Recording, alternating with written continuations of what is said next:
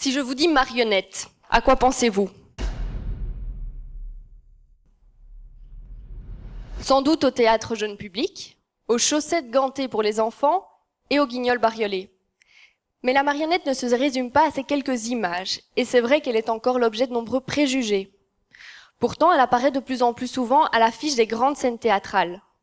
Aussi, dans mon travail de thèse, je m'interroge sur la présence croissante de marionnettes dans le théâtre contemporain. Avec cette question en tête, pourquoi recourir à la marionnette, matière inerte, objet mécanique, plutôt qu'à l'acteur humain? Recours qui peut paraître d'autant plus paradoxal que la marionnette porte sur scène nos interrogations humaines. Aussi, on peut se demander si l'acteur n'est pas plus à même de le faire. À mon avis, c'est un faux paradoxe. En tout cas, c'est ce que j'essaye de démontrer dans ma thèse. Car il me semble que la marionnette permette un retour à l'humain justement par l'écart qu'elle présente par rapport à l'acteur. Autrement dit, la mise en évidence de ces ressemblances, mais surtout de ces différences par rapport à l'acteur, permettrait au final de mieux comprendre ce qui caractérise en propre l'humain. Et vous pouvez le constater en assistant à une pièce de marionnette. Qu'elle prenne ou non forme humaine, la marionnette est capable de révéler, de montrer à voir dans son corps et très directement tous les aspects de la condition humaine.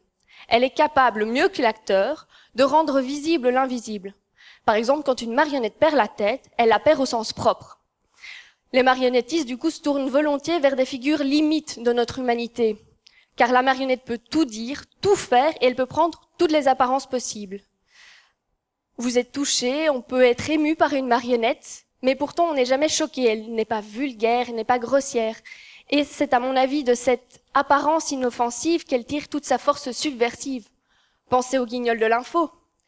Pensez-vous qu'il pourrait être aussi subversif et critique envers nos personnages publics si les marionnettistes, les humoristes derrière la marionnette passaient devant l'acteur, enfin devant la caméra plutôt?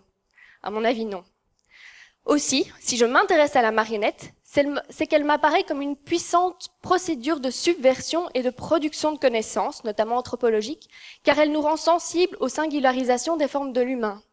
Elle est ce point de vue singulier qui, par l'écart qu'elle présente par rapport à la norme, nous interroge cette même norme et nous la fait mieux comprendre ou la remet en question en nous proposant d'autres possibles.